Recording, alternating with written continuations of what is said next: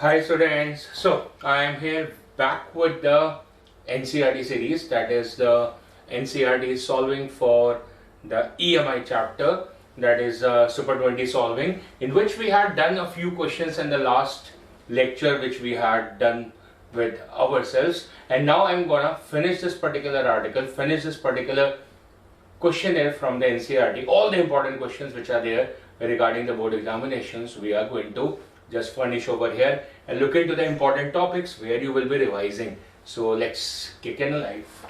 So the question over here is for a solenoid, and it's an air core solenoid, and so the magnetic field because of a solenoid is supposed to be mu naught into small n into I, right? And it says the length is supposed to be 30 centimeter. So the length over here is given to me as equal to 30 centimeter, and the area of the cross section is equal to 25 centimeter square. Everything is given in CGS seems to be. The number of the turns are given as 500, so small n over here will be capital N upon L, so that's 500 divided by 0.3, converting this into the meters, and carries a current of 2.5 ampere. These are the data which is given to me for the solving. And it says now how does the question gets built up? It says the current is now suddenly switched off, मतलब पहले है अब गायब हो गया है, is gone in a brief amount of time. कितने time में? उस टाइम को हम लिख लेते हैं delta T, that is 10 power minus 3 seconds, and we can have a variation in the current, that means that is delta I. So what is a delta I equal to? That's negative. Reason, finally the current is not there, and initially it was 0, was supposed to be minus 2.5. Initially 2.5 था, मतलब अब कितना हो गया 0, तो delta I कितना हो गया minus 2.5. So that's minus of 2.5. So from here you get a value for delta I upon delta T as your minus of 2.5 upon 10 power minus 3. So that's minus 2.5 into 10 power 3 ampere per second, and the question has been built up because now the question is going to demand from me the value for the average back EMF. So that's not difficult for me anymore after getting to this point, क्योंकि मुझे variation के बारे में पता चल गया है. So the question is just around the corner getting solved, where E should be equal to as minus of d phi upon dt, taking care of the Lenz's law over here, minus sign Lenz's law में आता है, and should be equal to minus of d upon dt and into the flux. So what is that particular flux? That is B into A, and the magnetic field is coming because of the solenoid, so that's minus d upon dt of mu naught into small n into I into A. And then we need to check upon in a particular question that which particular term is basically varying, है ना? There can be different questions in which different terms can be varying. यहाँ पर variation हमें पता चल चुकी है, that is supposed to be the variation of the current. आप उसको di upon dt भी लिख सकते हो, because this is actually happening in a very small interval of time, that's 10 power minus 3 seconds. So this becomes as equal to as mu naught into n into A, and that's minus of di upon dt. And so I think the question is almost done. It's simple, the behavior of the values which you need to put down and get to the answer. There is another thing which has been mentioned: ignore the variation in the magnetic field near the ends of the solenoid.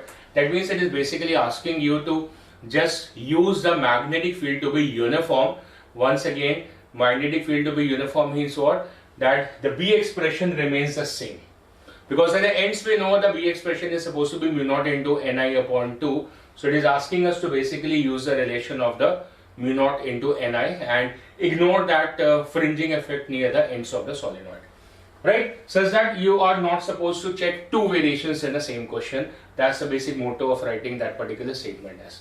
Now, placing in the value, so mu naught becomes 4 pi into 10 power minus 7 and multiplied by the small n, that's 500 upon 0.3, and that's minus of di upon dt.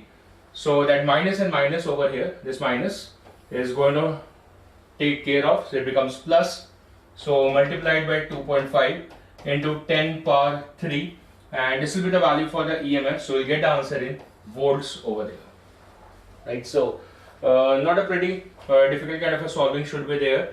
It should be 10 power 3 from here. It should be 10 power 3, 3. So 4 pi, 4 into 5, 20.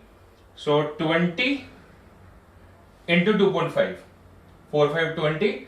20 into 2.5 will be 50. And 50 pi by 3. Or I can use 5 pi by 3 and 10 as a factor for me. So 1 10 from here, 10 power 2. 2 zeros, 10 power 4 and 10 power 3. 10 power 7, that cancels out with 10 power minus 7. So this much becomes my answer. That is simple 5 pi by 3 volt is the result of this particular question. That's what the question basically asks us. Because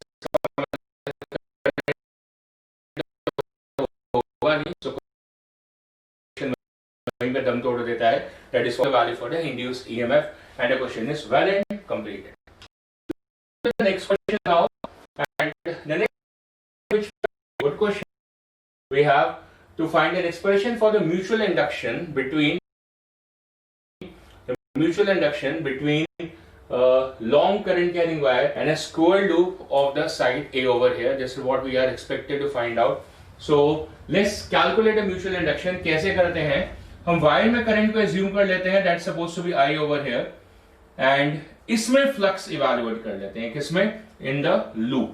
so just imagine a strip over here, just imagine a strip over here and having a width of x, width of dx at a distance of x over here. So I'm taking this as x over here completely, right? This complete distance over here, just looking away from what the question has provided as x. या फिर मैं इसको x not ले लेता हूँ और इसको dx not ले लेता हूँ, या r ले लेता हूँ या dr ले लेता हूँ. It doesn't matter over there, right? And then we say we need to calculate a mutual induction. So first of all, I need to calculate a flux. So what is the value for the flux equal to? That will be the magnetic field at this location. अब वो check करो भाई, देखो इसकी वजह से यहाँ पे लोकेशन पे मैग्नेटिक फील्ड कैसे आएगी? क्रॉस आएगी. So it is a cross field over there, but it is variable. Reason because as x increases, the value for the magnetic field will decrease.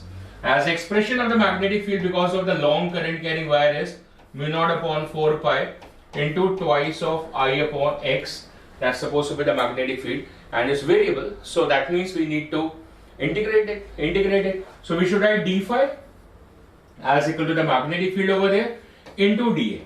That's a small amount of the area over there, that's dA, and I just can assume that n vector is inside and the field is also inside, so angle between them is equal to 0. So keep the calculation of the flux to be on the positive note, right? हम magnitude पे check in कर रहे हैं. So B into dA, so that's mu naught upon 4 pi into twice of pi upon x into the area of this particular strip. So that's A into dx. So that's A into dx. That's it. And we integrate this particular function, and ultimately I'm going to get the result from by placing in the limits. And what are the limits basically which the question has provided? That is from x here and to x plus a over here, right? So if I'm writing this as x naught, let's say this is x naught, right? This is x naught and this is dx naught. Okay, so I can place in the limits of the x, and the limits of the x is from x to x plus a. So that is from x to x plus a is supposed to be the limit, right? So now because this starts from this end to this end, because the whole of the area is supposed to be within this particular limit, where this end is at x and this end is at x plus a. So quite simple, and this works upon as mu naught upon 2 pi. एक 2 ऊपर नीचे cancel कर दिया है, I बाहर है, a बाहर है. That's simple integral dx naught upon x naught. That's log of x naught, in which I need to place in the limits from x to x plus a. और अब आपको याद आ गया होगा कि ये सर क्वेश्चन हमने पहले भी एक बार करा हुआ है. So that's a repetition. It's a good question, so I decided to repeat with you in the this revision kind of a class of the all complete articles of this chapter, right? So that becomes equal to mu naught upon 2 pi, and I'm going to get a net flux from here after integration into a into log of a minus log of b. So log of a minus log of b कितना हो जाएगा? Log of a upon b, sir. So that is log of x plus a upon x.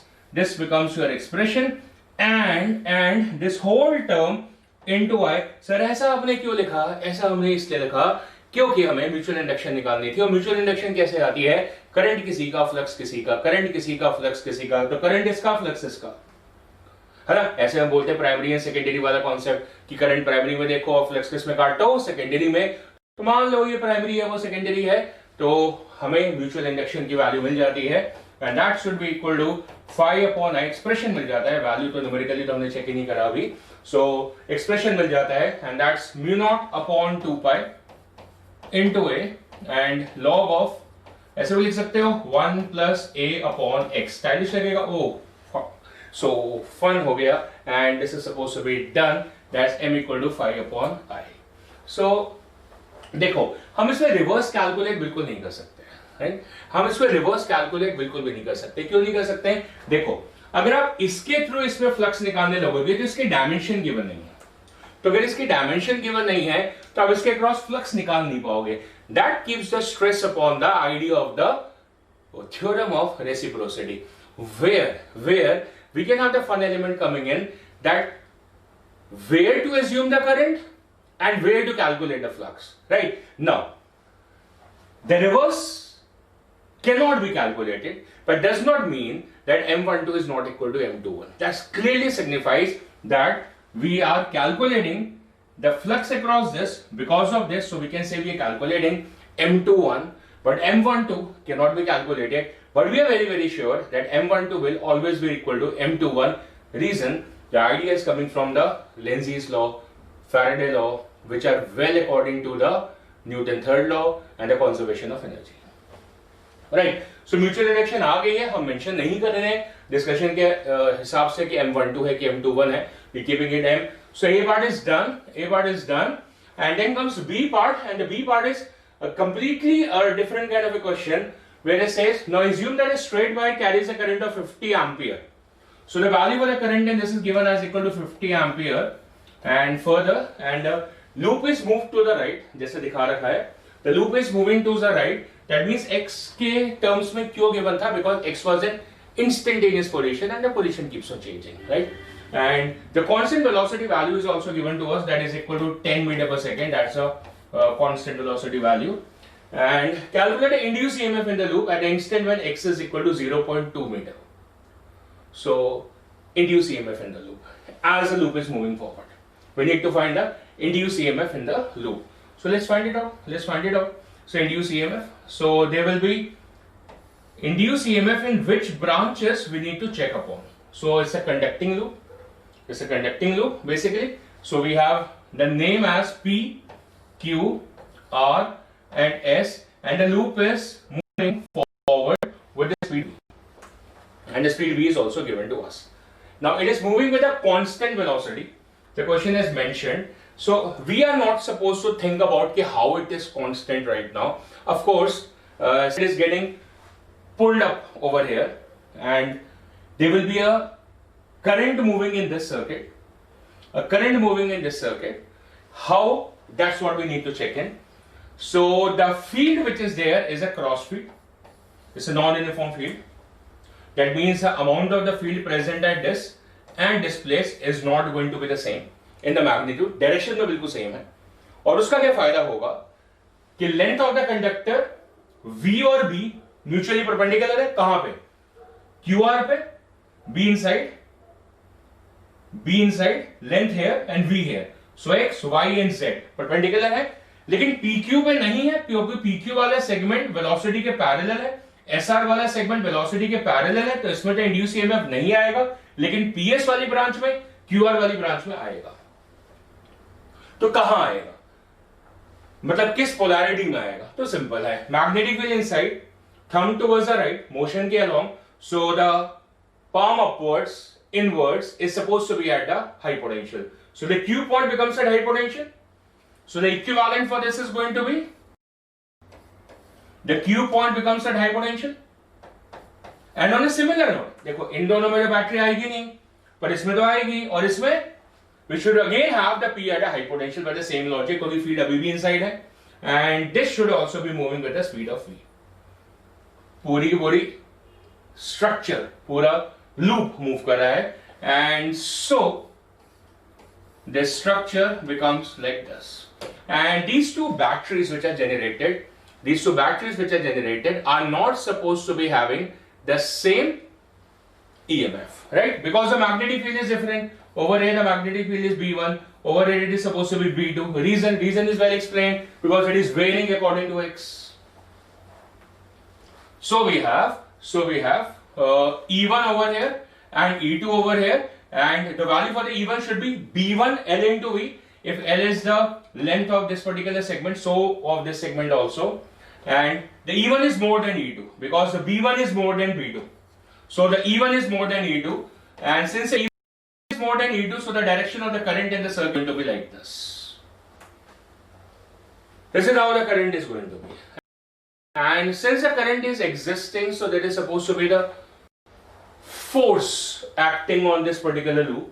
The force acting on this particular loop, and over here, if the current is here, so these two will attract each other, and so it will experience an attractive force over here F1. और इस वाली branch में इसमें current इधर है जो कि इसके ऑपोजिट है, सो ये दोनों आपस में क्या करेंगे, रिपेल करेंगे. So the F2 is going to be over here. So F1 is again more than F2. The reason is very simple, because the magnetic field in this region is higher, और force क्या होती है, BIL होती है. कितनी सारी बातें एक ही क्वेश्चन में लग रही हैं. सो एक क्वेश्चन तो ये भी होगा कि इसको अट्रैक्ट करेगा, तो इसका मतलब एक नेट फोर्स पीछे लगेगी, तो भाई वो कांस्टेंट वेलोसिटी से कैसे जा सकता है अपने आप, तो नहीं जा पाएगा. इसका मतलब ये क्वेश्चन में हिडन पार्ट क्या होता है. अगर क्वेश्चन पूछे तो, फिलहाल तो नहीं पूछा है, अगर क्वेश्चन पूछे तो एक एक्सटर्नल फोर्स आगे लगानी पड़ेगी. You must be applying an external force over here, और वो जो एक्सटर्नल फोर्स होगी that should be equal to basically the difference in the force of F1 minus F2 at every instant, such that it is going to move at a constant velocity.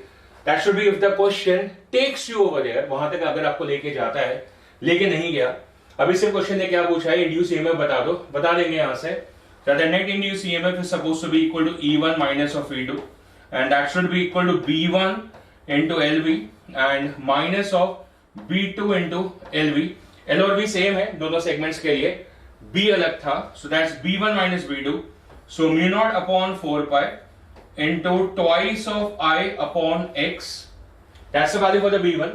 ये वाला जो segment है वो X दूरी पर है, और दूसरा वाला सेगमेंट X plus A दूरी पर है. So that's mu naught upon 4 pi into twice of I upon X plus A, and into that is L into V.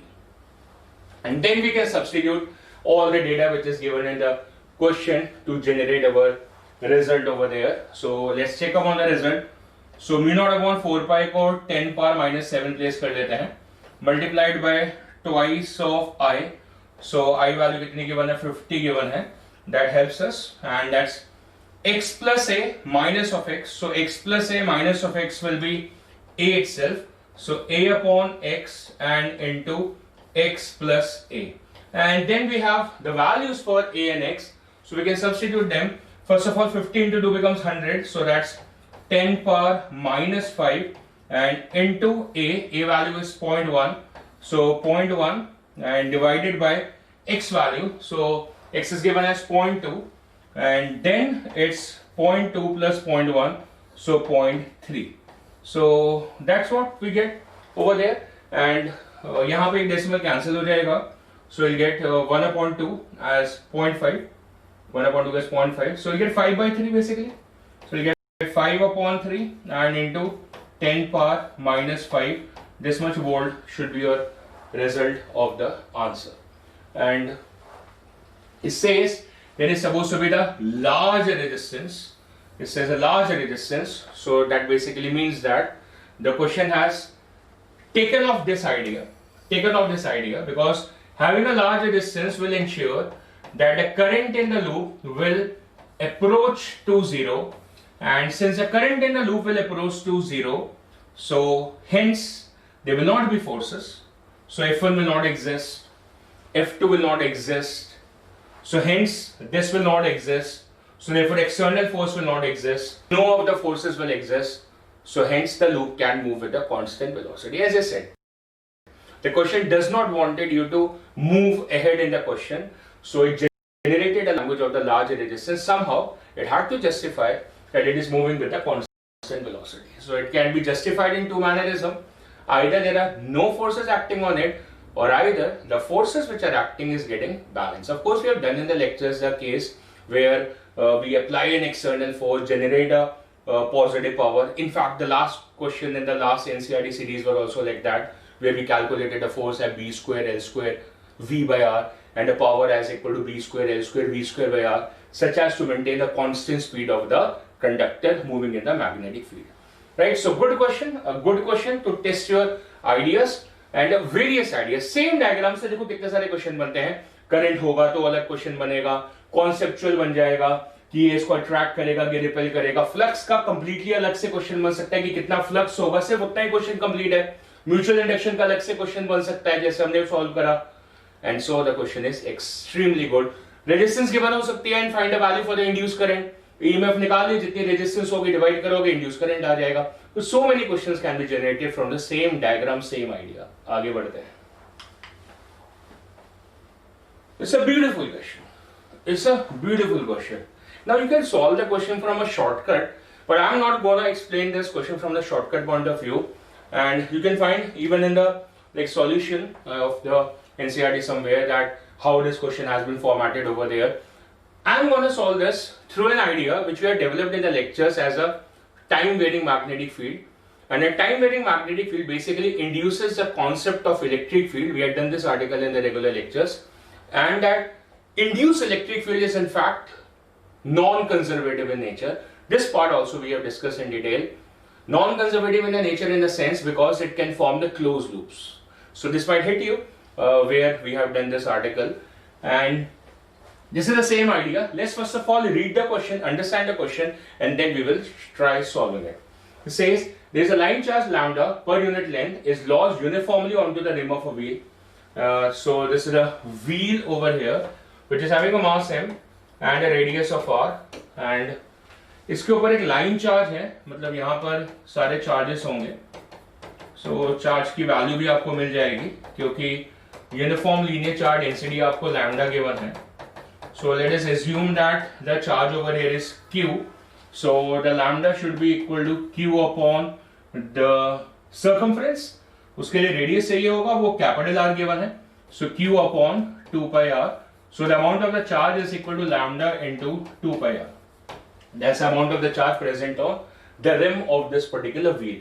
Since it's a wheel, so it's like a disc. It's a disc, right? It's a disc element basically. Okay. The wheel has a light non-conducting spokes and is free to rotate without the friction about this particular axis. So with no friction, so friction का कोई torque वगैरह नहीं होगा. So friction बिल्कुल नहीं है. And a uniform magnetic field extends over a circular region within the ring. और वो डायग्राम में दिया हुआ है, ऑफ कोर्स मैथमेटिकली भी एक्सप्लेन्ड है, पर डायग्राम में बिल्कुल क्लियरली दिया हुआ है कि इस रीजन में, पूरे रीजन में नहीं है, इनफाइनाइट फील्ड नहीं है. In specific region over here we have a field over there. So it will be like this. So it's like a cylindrical region in which we have this magnetic field moving in, and the value for this is also given. That's minus of b naught k. That means this is the xy plane and that's a z axis, negative z axis. So that's a magnetic field over there. कितनी है b naught value है. That's existing over there. Everything is good. Everything is good.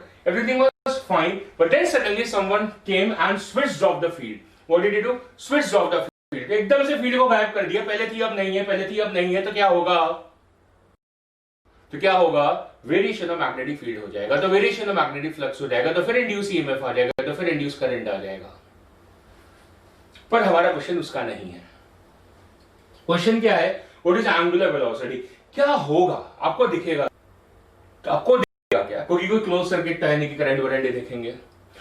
आपको दिखेगा क्या कि ये जो disc है ये घूमने लगेगी जादू से. मैग्नेटिक फील्ड बंद करी, चालू भी नहीं करी, बंद करी है. एक तो होता है किसी चीज को हमने चालू करा तो फिर बात समझ में आ रही है। अब क्या बोल रहे हैं कि मैग्नेटिक फील्ड हमने बंद करी, एंगुलर स्पीड आ गई, टू एंगुलर स्पीड आ गई, तो इसका मतलब कहानी में थोड़ा और दम है।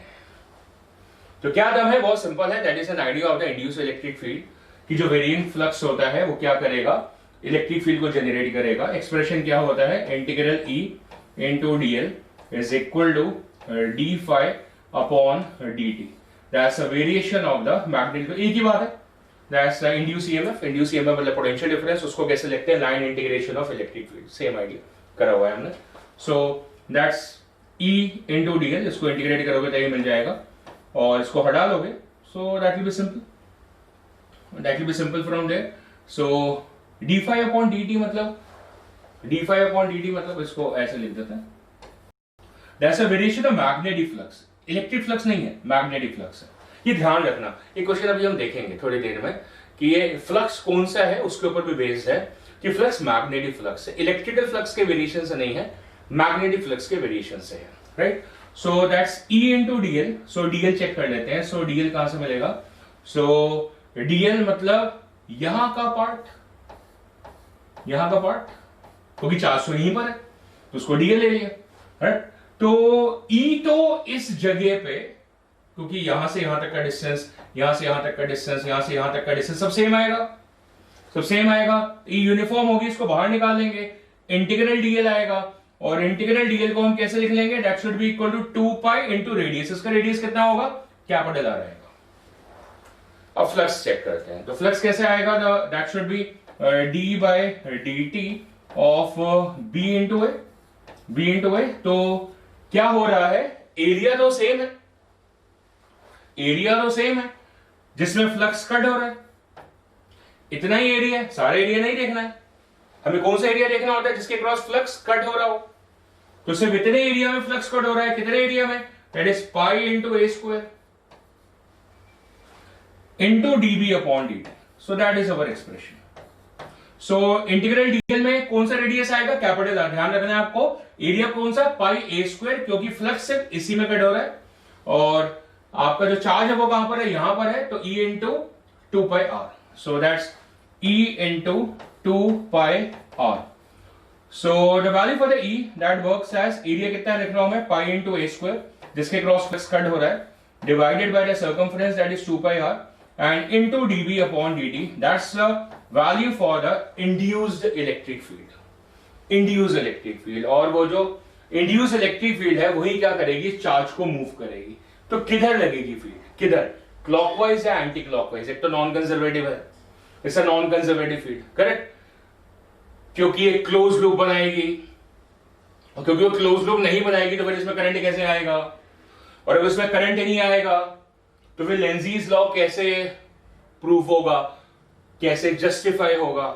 अच्छा ये सोचो, ये सारा तामझाम छोड़ो, अब ये सोचो कि यार हमसे पूछा होता कि भाई इधर जो है वो करंट किस पर्टिकुलर डायरेक्शन में आएगा, तो बहुत ही आसान होता। देखो फ्लक्स यहां था, अब गायब हो गया, स्विच ऑफ हो गया, गायब हो गया, तो फ्लक्स कम हो गया, तो फिर क्या करना पड़ेगा, गिरते हुए फ्लक्स को बढ़ाना पड़ेगा, तो क्या करना पड़ेगा, क्लॉकवाइज करंट इंड्यूस करना पड़ेगा, ताकि फ्लक्स अंदर की तरफ आए और गिरता हुआ फ्लक्स बढ़ जाए, so hence we have understood that on this wheel there is supposed to be the electric field generated in this mannerism along the tangent, such that the positive charge is moving in this sense। और अगर इस sense में होगा तो लेंजीज law satisfy हो जाएगा, गिरता हुआ फ्लक्स बढ़ जाएगा। So that's the direction of the field along the tangent and forms a closed loop, hence it is supposed to be non-conservative in nature, and then there are supposed to be the charges which are present on the surface over here। कितना charge है ये, इसको dq मान लेते हैं, तो अगर आपने इसको dq मान लिया तो इसके ऊपर फोर्स लग जाएगी कितनी, df, और df की वैल्यू कितनी होगी, the value for the df should be equal to dq into e। यहां पर भी ऐसे चार्ज होगा, यहां पर भी होगा बिल्कुल, तो उसके ऊपर भी कितनी फोर्स लगेगी, सेम df, यहां पर भी चार्ज है, यूनिफॉर्म चार्ज है ना, तो सब जगह फोर्स कितनी क्रिएट हो जाएगी, डीएफ, और इस वजह से यूनिफॉर्मली ये मूव करने लगेंगे और एक स्टेडी करंट आपका इसके अंदर डेवलप हो जाएगा। Good good good. तो फिर ये एक्चुअली में क्वेश्चन क्या है कि ओमेगा कैसे आई? तो मेरे ख्याल से आपको थोड़ा समझ में आएगा कि जितनी भी फोर्सेस है डीएफ डीएफ डीएफ, ये सारी के सारे सेंटर के अबाउट टॉर्क क्रिएट करेंगी। ये परपेंडिकुलर डिस्टेंस है, they are going to create a torque about the centre in the same sense. Which sense? A clockwise sense. They're going to create this torque about the center, which these forces. So what's the value for that torque? Check in करते हैं. What's the value for that torque? That is d torque should be equal to df into perpendicular distance. Perpendicular distance कितना आ रहा है? That is supposed to be r. R is the radius of this. That's the df into r. So that's df into r is your expression. Good, good. Yes, sir. Very good. And then we place the value for df. So that's a dq into e into r. That's a dq into e into r. That's the value for the d torque. और ये सारा का सारा देखो e की value same आएगी सब जगह, ठीक, और r तो कांस्टेंट है, तो बेसिकली अगर आप उसको नेट टॉर्क निकालोगे तो that is nothing but from here as equal to dq कितना हो जाएगा, q हो जाएगा. So Q into E into R, that becomes your net torque. Net torque. और Q हमने पहले से निकाला हुआ है, माइंड यू, Q हमने पहले से निकाला हुआ है, ठीक है ना. और टॉर्क कैसे लिखते हैं? Newton second law in the rotation, that's I alpha. What is that? I alpha. Question में सेंस आनी चाहिए ना, सेंस आनी चाहिए कि हो क्या रहा है. क्या सेंस आ रही है कि इलेक्ट्रिक फील्ड इंड्यूस हो रही है, वो इलेक्ट्रिक फील्ड चार्ज के ऊपर फोर्स क्रिएट कर रही है, जिसकी वजह से करंट आ रहा है. वो वक्रा क्वेश्चन है कि लेंज़ेस लॉ सैटिस्फाई हो गया. और ये जो फोर्स आ रही है टेंजेंशियल, तो टेंजेंशियल फोर्स क्या क्रिएट कर रही है, टॉर्क. तो सेंटर में क्या आएगा, टॉर्क, उससे क्या आएगी अल्फा, और उसकी वजह से क्या क्रिएट होगी, ओमेगा. उससे क्या क्रिएट होगी, ओमेगा, और आपका क्वेश्चन जनरेट हो जाता है. So that's equal to Q into E into R. अब E की वैल्यू प्लेस कर लेते हैं, that's dB upon dt into बाकी जितनी टर्म्स है, that is pi a square upon 2 pi r. That's the value for E from here. ये पूरी हमने E की वैल्यू प्लेस कर ली है यहां से, and into R over here. तो कुछ कैंसिल है, ये R कैंसिल्ड है ये वाला, और ये पाई भी कैंसिल सा लग रहा है, राइट, प्रीटी फाइन. तो ये पाई पाई भी कैंसिल हो गए, तो पहले भी कैंसिल थे, वहां पे देख सकते थे सीधा ही. अब I इंटू अल्फा प्लेस कर लेते हैं. Movement of inertia, movement of inertia कितना है तो चेक करना पड़ेगा. एंटिटी क्या है, एंटिटी हमारी क्या है, डिस्क है, रिंग नहीं है, डिस्क है. तो डिस्क का मूवमेंट ऑफ इनर्शिया क्या होता है, mr square by 2. Of course आपको पता होना चाहिए रोटेशन में, right. So movement of inertia suppose to be mr square upon 2 and into alpha. Alpha कितना है, that's d omega by dt. So d omega by dt मतलब change in omega. तो पहले तो नहीं थी, अब आ गई, पहले तो नहीं थी, अब आ गई.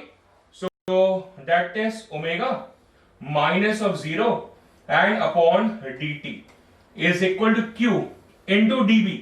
अब db क्या है, पहले थी अब नहीं है, पहले थी अब नहीं है, तो मतलब 0 माइनस ऑफ बी नॉट. पहले कितनी थी, बी नॉट कितनी होगी, 0 माइनस ऑफ, बोलोगे sir minus B naught. Minus B naught नहीं है, वो माइनस के डायरेक्शन है इनसाइड. वैल्यू कितनी थी पहले, बी नॉट, अब कितनी है, 0.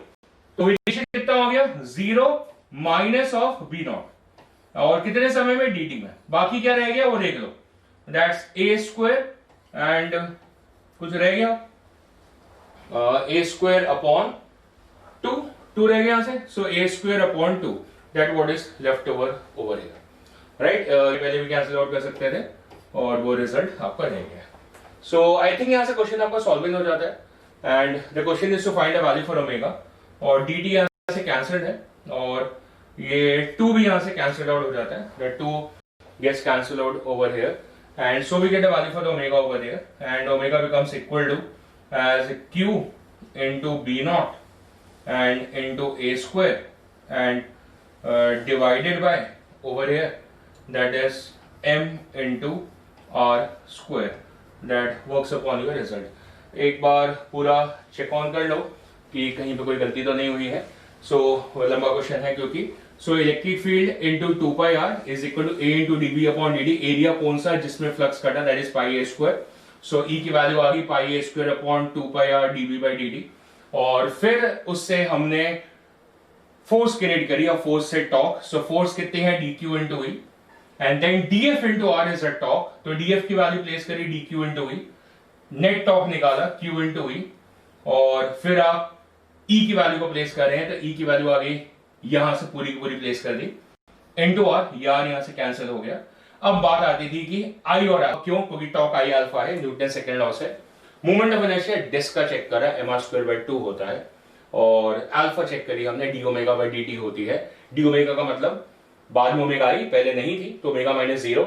डीबी का मतलब बाद में बी नहीं है, मैग्नेटिक फील्ड स्विच ऑफ हो गई, पहले थी, तो 0 माइनस बी नॉट। सो ये एक्सप्रेशन आपका क्रिएट हो जाता है फॉर द ओमेगा। अब आप Q की वैल्यू को प्लेस कर सकते हो, तो generate the final answer.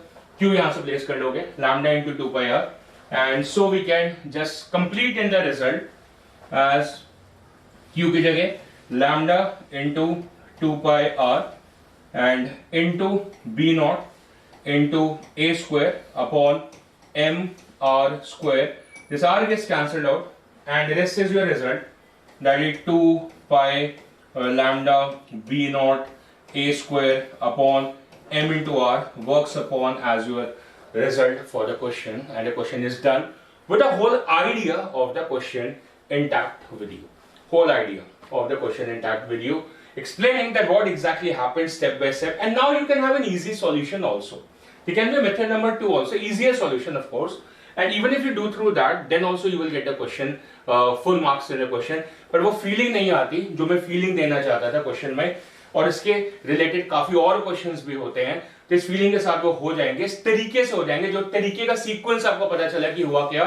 Variation of magnetic flux की वजह से इलेक्ट्रिक फील्ड है, इलेक्ट्रिक फील्ड से फोर्स क्रिएट हुई, और फोर्स से क्या क्रिएट हुआ? टॉर्क क्रिएट हुआ, टॉर्क से क्या क्रिएट हुआ? ओमेगा क्रिएट हुआ। आप इसको एंगुलर इंपल्स का क्वेश्चन भी मान सकते हैं, है ना, एक एंगुलर इंपल्स जनरेट हुई तभी तो ओमेगा क्रिएट हुई, और dt समय में डेल्टा डी टाइम के अंदर, तो एंगुलर मोमेंटम कैलकुलेट करने का क्वेश्चन आ सकता है as torque equal to dl upon dt। So mix सा क्वेश्चन हो जाएगा। जहां तक बात है कि सिंपलर तरीके से, तो सिंपलर तरीके से कैसे करोगे कि क्योंकि इसमें ओमेगा आ जाएगी, this is a post question, ये मतलब क्या है, शॉर्ट, अब सब जगह सॉल्यूशन वही मिलेगा कि ओमेगा जनरेट हो गई फिर क्वेश्चन सॉल्व करना है। आप बात समझ में आ रही है आपको कि ओमेगा जनरेट हो गई तो फिर क्या होगा? भाई पहले जनरेट तो करो, हुई कैसे वो क्वेश्चन था, तो आपने कैसे मान लिया कि अब ओमेगा जनरेट हो सके तब कर लो, तो ये उसी इंस्टेंट पर है, तो इसलिए सोच लो, ठीक है, हमने भी सोच लिया, तो फिर क्या होगा? There must be a force which must supply the necessary centimetre force, that is an aftermath basically, is an aftermath, but then electricity must be matching up with the idea of the magnetism, right? और उससे क्या होगा? There must be a force, और कोई force तो है नहीं, तो मैग्नेटिक फोर्स होगी, तो मैग्नेटिक फोर्स होगी जो इस चार्ज पार्टिकल पर लग रही होगी, और वो टुवर्ड्स द सेंटर लगनी चाहिए ताकि वो सेंटीमीटर फोर्स को प्रोवाइड करे, और वो मैग्नेटिक फोर्स होगी कितनी? B Q V. कितनी होगी? B Q we. वेलोसिटी कहां पर है? यहां पर। सो v और b आपस में परपेंडिकुलर है, और f दोनों के परपेंडिकुलर है, ऐसे ही होता है ना, f is perpendicular to them, so magnetic field inside q here, force towards the center। आ गई भाई, है कि नहीं? so that is a force acting towards the center, so it should be bqv, वैसे bqv sin थीटा होना चाहिए पर theta 90 है, should be equal to mv square by r। That's it। यहां से आप सॉल्व करके रेडियस कैपिटल आर वाला आएगा, इससे v निकाल लोगे, और v निकालने के बाद में आपने क्या करना है? ओमेगा निकाल लेनी है as equal to v upon r, और इससे आपका क्वेश्चन जनरेट हो जाएगा, इससे आपका क्वेश्चन जनरेट हो जाएगा। तो कुछ मतलब देखो, ये पोस्ट बिहेवियर हुआ, ओमेगा जनरेट क्यों हुई ये तो आपने आंसर ही नहीं करा था ना। सो ये जो एक्सप्लेनेशन है, this is how the omega is generated, that is just like relation की आपने ओमेगा निकाल दी कि कितनी है उस इंस्टेंट में, उसके बाद में ये आपको समझाता है कि ओमेगा क्यों जनरेट हुई थी। I hope you have understood the idea, and there is a negative sign also over there, हमने मैग्नीट्यूड निकाल दिया, there is a negative sign, and the negative sign will always explain to you the Lenz's law over there, कि क्या हो रहा था कि magnetic field क्या हो रही थी? कम हो रही थी, और तो उसको सपोर्ट में ओमेगा उस तरीके से जनरेट होगी। The negative sign justifies just that particular idea, that's it. Okay जी। अब ऐसा भी होता है कि पहले फील्ड नहीं होती और आ गई होती, ऐसा भी हो सकता था ना कि पहले फील्ड नहीं है अब फिर फील्ड आ गई, अगर फील्ड आ गई तो फिर क्या होगा, तो फिर करंट उल्टे डायरेक्शन में आ जाएगा, उल्टे डायरेक्शन में आ जाएगा तो सपोर्ट द तो oppose the basic cause that produces it, मतलब लेंजीज लॉ को ओबे करने के लिए करंट उस तरीके से जनरेट हो जाएगा। So pretty nice question, pretty nice question. इसका बहुत बढ़िया क्वेश्चन भी बनता है कि जिसमें इस डिस्क को टेबल पे रखो और टेबल पे फ्रिक्शन भी हो, तो इमीडिएटली डिस्क रोटेट नहीं करेगी, फिर वो नहीं लगेगा, फिर वो नहीं लगेगा, इमीडिएटली डिस्क रोटेट ही नहीं करेगी। तो उसके लिए टाइम वेरिंग मैग्नेटिक फील्ड ऐसे केवल होगी बी नॉट टी स्क्वायर। तो क्या होगा, कुछ समय के बाद में जो टॉर्क क्रिएट होगा, जो टॉर्क जनरेट होगा इलेक्ट्रिक फील्ड की वजह से, जो कि आप देख ही नहीं रहे थे यहां पे, जो टॉर्क जनरेट होगा इलेक्ट्रिक फील्ड की वजह से, वो फ्रिक्शन के टॉर्क होगी, फ्रिक्शन में टेंजेंशियल फोर्स है, वो उसको ओवरकम करेगा कुछ देर के बाद में। तो पहला क्वेश्चन स्टेज में ये बनेगा कि कितनी देर के बाद में ऐसा होगा कि डिस्क रोटेट करना शुरू करेगी, और फिर उसके बाद जब वो रोटेट करेगी तो फिर उसके अंदर अल्फा क्रिएट होगा, फिर वो पूछेगा कि थोड़ी देर के बाद में उसकी एंगुलर स्पीड कितनी होगी, क्योंकि वेरिएबल होगी, है ना, क्योंकि मैग्नेटिक फील्ड वेरिएबल है। तो बहुत बढ़िया क्वेश्चन बन सकते हैं, और वो क्वेश्चन तभी क्रैक होंगे जब आपको ये आइडिया पता होगा कि ओमेगा आई कैसे। चलो भाई आगे बढ़ते हैं and move on to the next question where it says there is a circular coil of radius 10 centimetre 500 turns and resistance 2 ohm is placed with its plane perpendicular to horizontal component of the earth magnetic field and it is rotated about a vertical diameter through 180 degree। तो आसान सा question हो गया कि आपने क्या करना है कि जो भी वर्टिकल डायमीटर है, वर्टिकल डायमीटर हो गया ये, उसके अबाउट इसको 180 डिग्री घुमा देना है। तो भाई 180 डिग्री घुमा दोगे तो क्या होगा, ये 180 डिग्री घूम गया तो क्या होगा, सर नॉर्मल इधर थी अब आपकी तरफ हो गई, नॉर्मल इधर थी सर आपकी तरफ हो गई, तो क्या हो गया, फ्लक्स रिवर्स हो गया। तो फ्लक्स रिवर्स हो गया मतलब क्या पूछ रहा है, ईएमएफ पूछ रहा है, कौन सा, एवरेज, इंस्टेंटेनियस नहीं, दो अलग अलग टाइम इंस्टेंट पे ना, एक इंस्टेंट पे एक इंस्टेंट पे। अब रोटेट कर रहा है तो यहां तक पहुंचने में समय लगेगा कि नहीं लगेगा, समय लगेगा ना, तो इसका मतलब ये एवरेज का क्वेश्चन है। और कैसे करा जाएगा, will be del phi upon del T.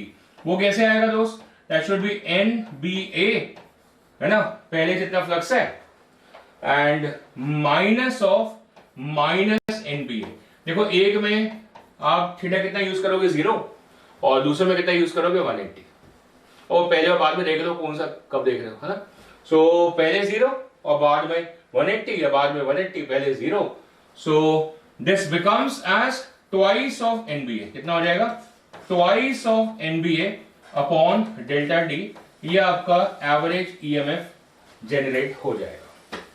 Okay, और ये टाइम भी गिवन है आपको 0.25 सेकेंड्स गिवन है। मैग्नेटिक फील्ड देखो वर्टिकल डायमीटर है तो मैग्नेटिक फील्ड हॉरिजॉन्टल वाली यूज होगी जो इसके क्रॉस फ्लक्स कट करेगी, तो वो हॉरिजॉन्टल मैग्नेटिक फील्ड आपको पहले से गिवन है, दैट इज 3 × 10⁻⁵ टेस्ला। और बाकी सारा डेटा भी गिवन है तो प्लेस कर लेते हैं।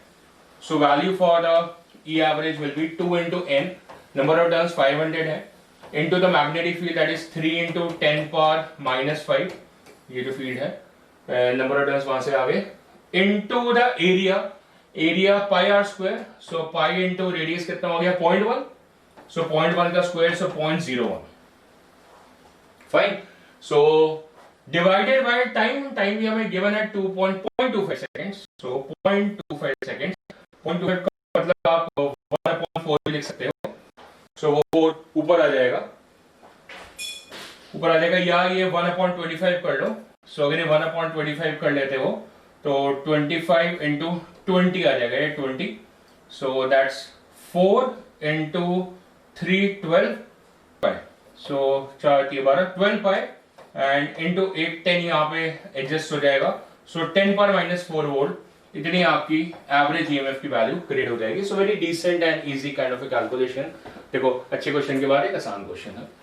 ओके, आगे फिर कुछ और भी पूछा है, करंट भी पूछा है, क्योंकि रेजिस्टेंस भी गिवन है।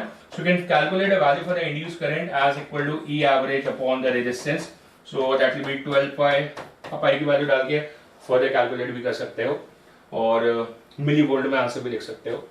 सो 12 पाई × 10⁻⁴ डिवाइडेड बाय आर, आर कितना गिवन है 2, so that works upon 6 pi × 10⁻⁴ ampere seems to be my result for the induced current, right? So The questions are actually the same kind of a question which are getting on and on repeated. कुछ questions हैं जो कि आपके metric को test करते हैं, बाकी straight forward questions होते हैं. ये क्वेश्चंस आपने बहुत बार करे हुए हैं. डिफरेंट तरीके से भी क्वेश्चन आ सकता है कि जो इसकी ओरिएंटेशन है, जिसकी ओरिएंटेशन है वो मैग्नेटिक फील्ड के पहले परपेंडिकुलर है.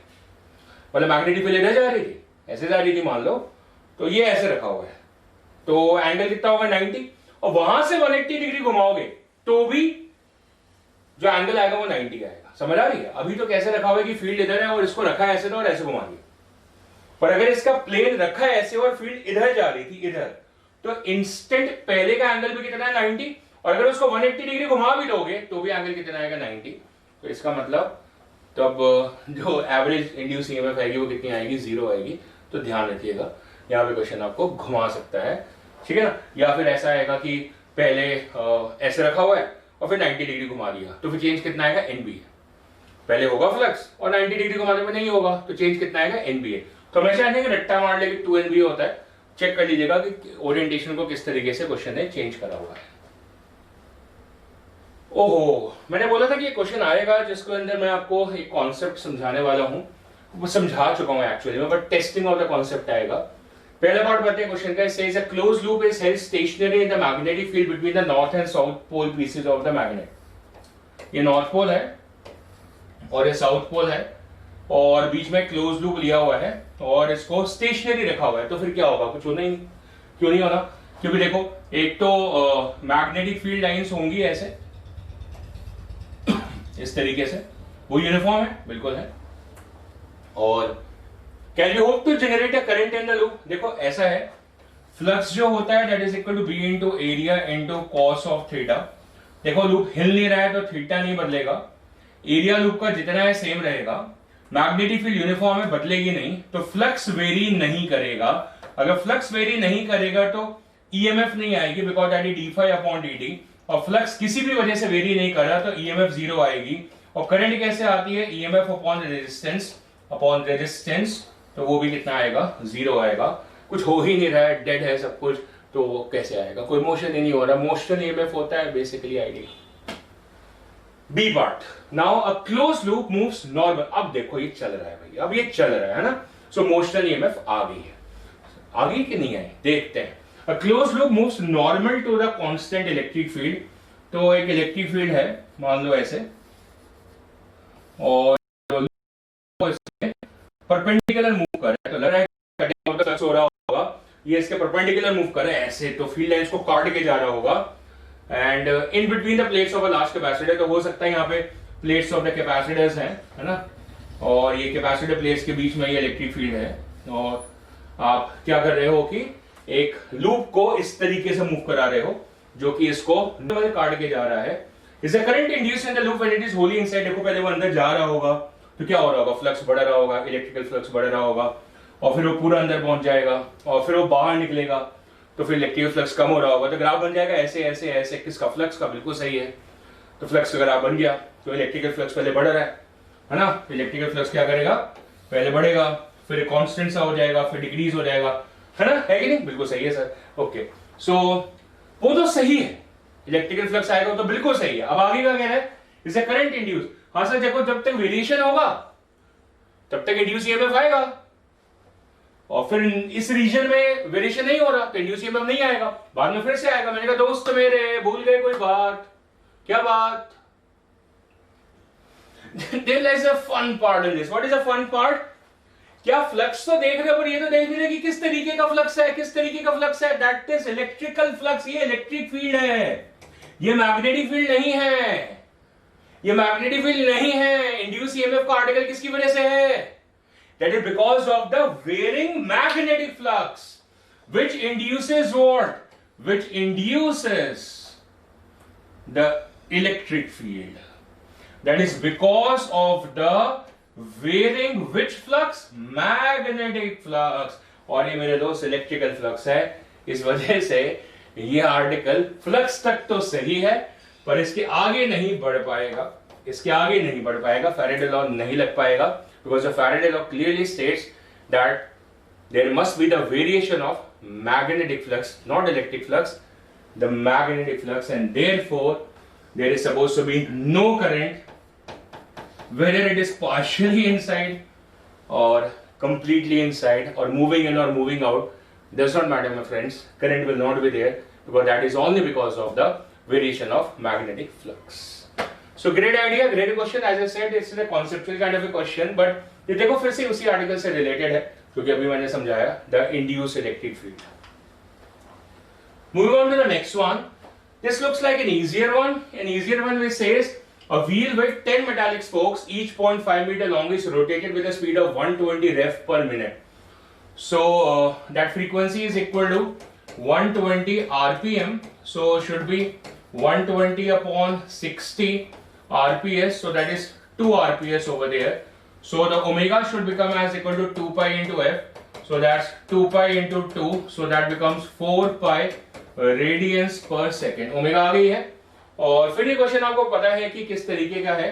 That is a rim and axle वाला क्वेश्चन है जिसके अंदर आपके स्पोक्स हैं और वो 10 है. 1 2 3 4 5 6 7 8 9 and 10 spokes are there over here, and the question is telling to find the potential difference between the rim and axle.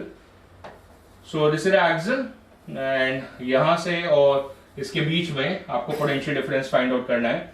इसको O पॉइंट ले लेते हैं और इसको P पॉइंट ले लेते हैं. और उसको कैसे घुमाया वो तो बताया नहीं है. आप एज्यूम कर लो कि इसको ऐसे घुमाया हुआ है और जो मैग्नेटिक फील्ड है जो हॉरिजॉन्टल आ रही है ऐसे हॉरिजॉन्टल वो आपकी क्रॉस है. तो इसके अकॉर्डिंगली आपको पता चल जाएगा कि कौन सा हाई पोटेंशियल कौन सा लो पोटेंशियल अगर क्वेश्चन पूछेगा तो. अभी पूछा नहीं है, सीधा पोटेंशियल डिफरेंस पूछा हुआ है.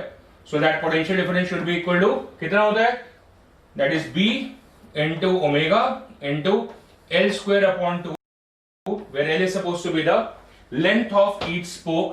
और ये सारे की सारी बैटरीज बन जाएंगी, 10 बैटरी बन जाएंगी, लेकिन सारी की सारी पैरेलल में होंगी because this will be at equipotential. मतलब ये सारे के सारे इक्विपोटेंशियल पॉइंट्स होंगे और इसका मतलब जितनी भी बैटरीज आप बनाएंगे 10 की 10 वो सारी की सारी कैसे बनेंगी, सेंटर के रिस्पेक्ट में सारी की सारी पैरेलल में आ जाएंगी. और पैरेलल में जितनी भी बैटरीज लगा लो इफेक्टिव ईएमएफ 1 के बराबर आता है. That means the net potential difference will be equal to the single battery. और सिंगल बैटरी की वैल्यू कितनी आती है, B omega L square by 2. ये ध्यान होगा आपको कि यहाँ पर आप एक स्मॉल एलिमेंट यूज कर सकते हो at a distance of x और dx ले लोगे यहाँ पे और फिर उसकी स्पीड आ जाएगी v और फिर BL भी लगा लोगे, that is B into L कितना dx और b कैसे x ओमेगा और इसको इंटीग्रेट करोगे 0 से L तक तो ये आपका एक्सप्रेशन आ जाएगा. और अब आप इसको सॉल्व कर लो. मैग्नेटिक फील्ड देखो कितनी गिवन है, 0.4 gauss. So 0.4 into 10 power minus 4 tesla. Of course you know that 1 gauss is equal to 10 power minus 4 tesla and into omega अभी कैलकुलेट करी आपने 4 pi and the length is given as 0.5 मतलब 1. सो 1/2 का square 1/4 लिख लेता हूं. That's L square and divided by 2. So that 4 and 4 cancel and this becomes 0.2. So that's 0.2 pi.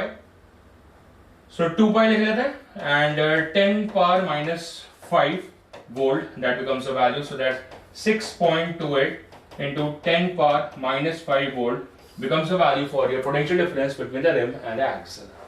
And so we have completed the Super 20 series, for the NCERT. All the good questions, all the requisite questions, all the recorded questions have been completed in this particular series, and we have been able to learn a lot of things in the overall lecture of the electromagnetic induction. A very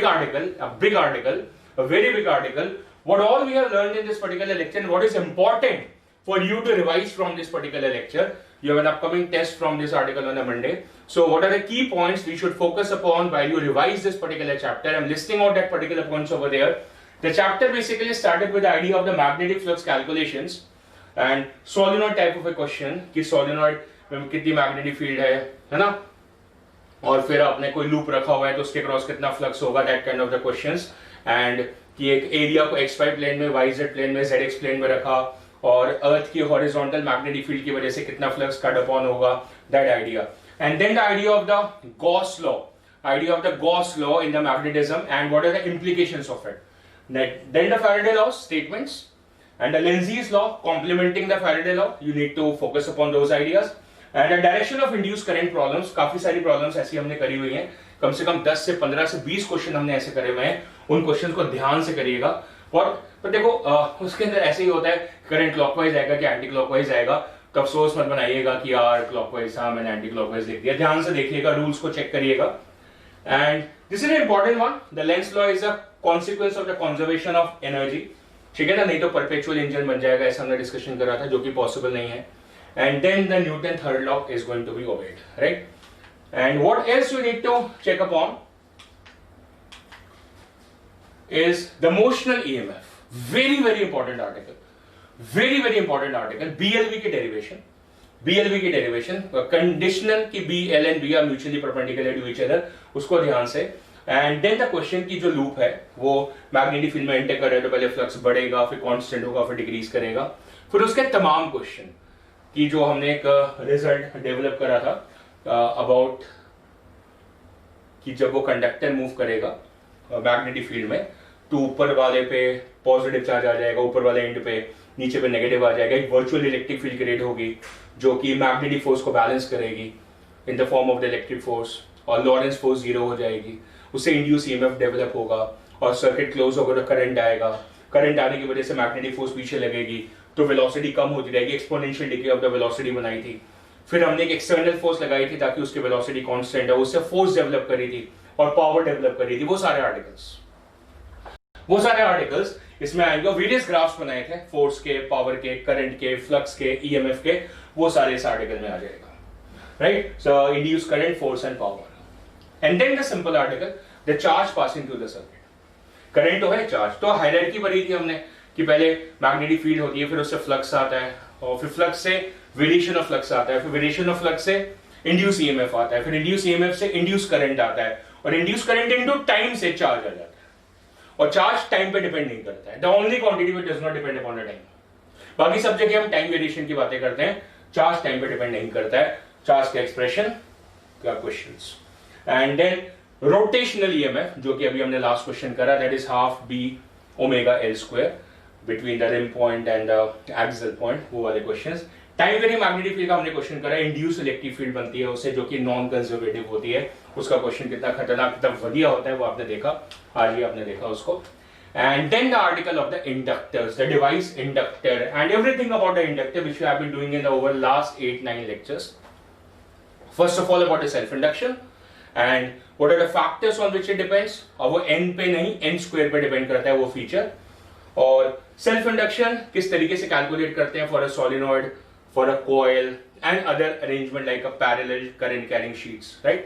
And then you jump on to the mutual induction about the primary and the secondary coils, and then you talk about the inductors in series, काफी सारे cases कि जब वो दूर हो या फिर वो पास हो, वो वाले cases, right? तो सबसे पहले सेल्फ इंडक्शन के आर्टिकल, उसके अंदर हाफ एल आई स्क्वायर की डेरिवेशन, बहुत इंपॉर्टेंट डेरिवेशन है, उस magnetic energy density B naught square upon 2 mu naught, उसकी डेरिवेशन, राइट, वो बहुत इंपॉर्टेंट आर्टिकल है।